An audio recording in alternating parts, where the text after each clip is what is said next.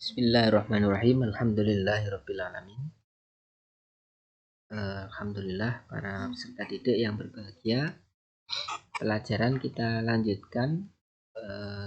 Saat ini kita masuki modul yang ketiga dengan materi, ada dua materi.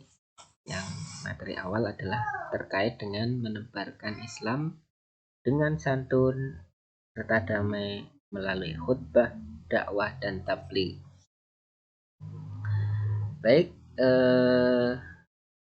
kita bahas ya dengan prolognya bahwa di dalam kita berinteraksi dengan orang lain, ya baik itu berinteraksi dengan sesama seagama, sesama Islam ataupun non Muslim, perlu dengan hubungan yang baik, hubungan yang menunjukkan kesantunan kita.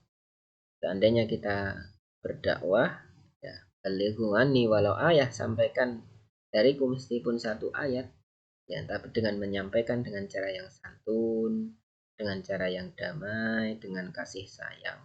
Itulah yang memang yang diperintahkan oleh Islam adalah menyebarkan Islam itu dengan cara yang damai, lemah lembut, sopan santun, berakhlak baik.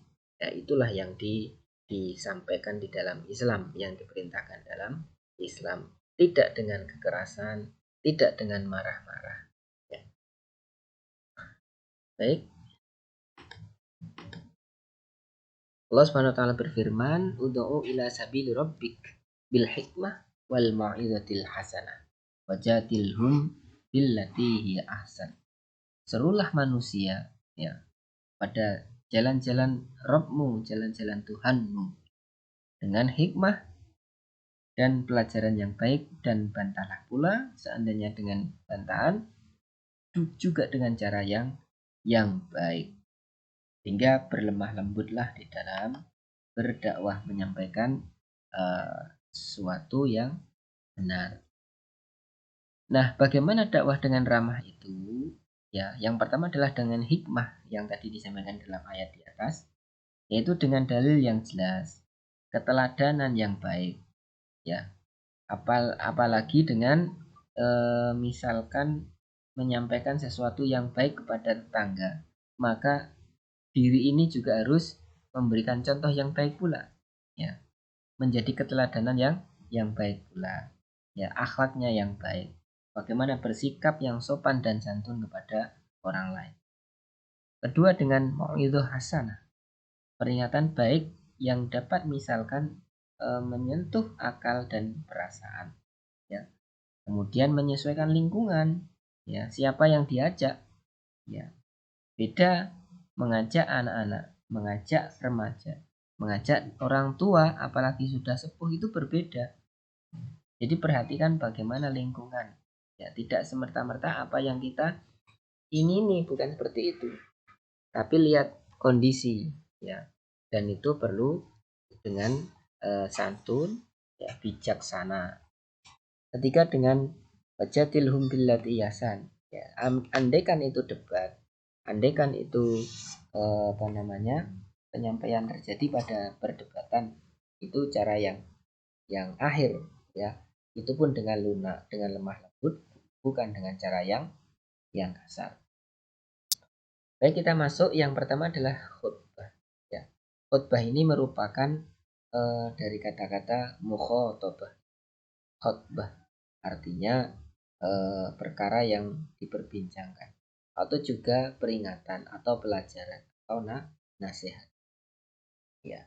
Tapi secara istilah adalah menyampaikan pesan tentang takwa sesuai dengan perintah Allah dengan syarat dan rukun tertentu, atau kegiatan nasihat yang disampaikan pada kaum muslimin dengan syarat dan rukun tertentu.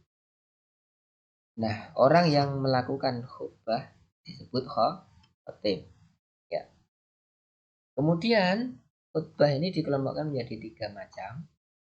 Yang pertama adalah khutbah yang dilakukan sebelum sholat, yaitu, ya, khutbah Jumat yang terdiri dari 2 khutbah, khutbah pertama dan khutbah kedua.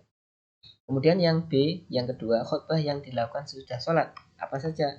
Ada sholat Idul Fitri dan sholat Idul adha, ada sholat khusuf yaitu gerhana bulan, sholat kusuf gerhana matahari, sholat istiqo sholat yang minta hujan, dan khutbah saat wukuf ya pada saat haji di padang Arafah tanggal 9 Dzulhijjah.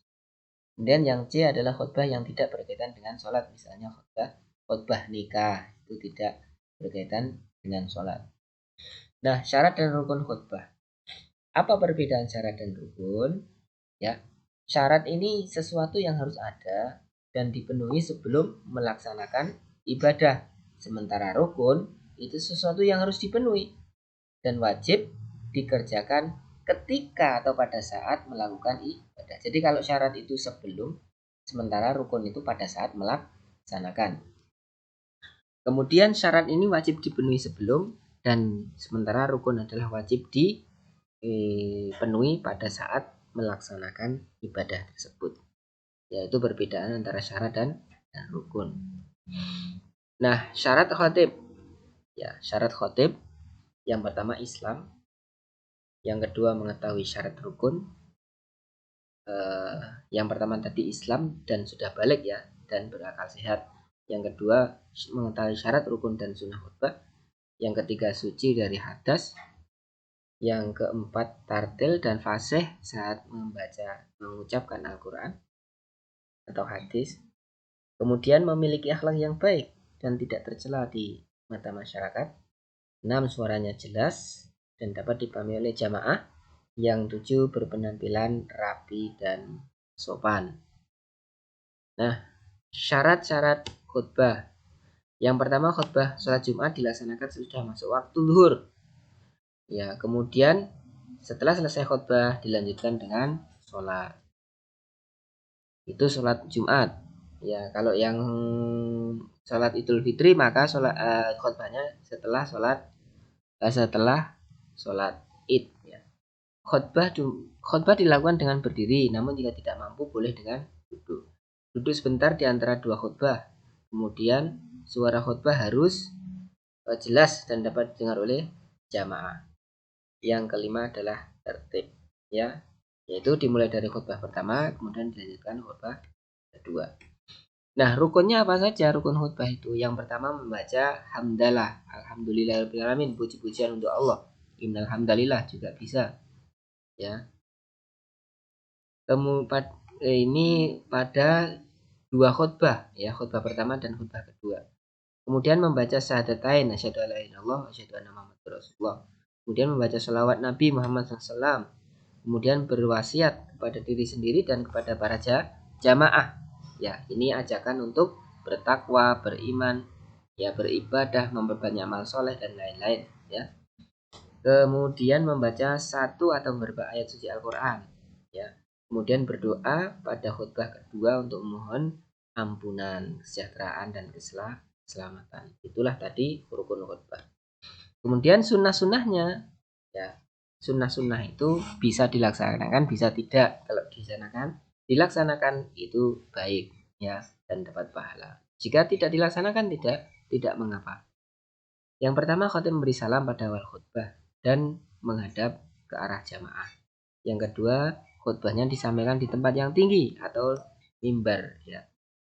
Khutbah disampaikan dengan kalimat yang jelas, ya, suaranya keras, sistematis, temanya sesuai pada kondisi saat ini. Khotib hendaklah memperpendek khutbahnya, jangan panjang-panjang. Ya. Sebaliknya, yang panjang adalah sholatnya. Ya. Jadi ini sunnah. Ya. Kemudian azan di depan khotib, berpegangan tongkat atau busur panah. Ini sunnah. Kalaupun tidak mengapa. Ya. Ya, itulah beberapa tadi tentang khutbah. Kita lanjutkan pertemuan yang akan datang. Mudah-mudahan bermanfaat. Subhanakallahumma wa bihamdika asyhadu an la ilaha illa anta astaghfiruka wa atubu ilaik.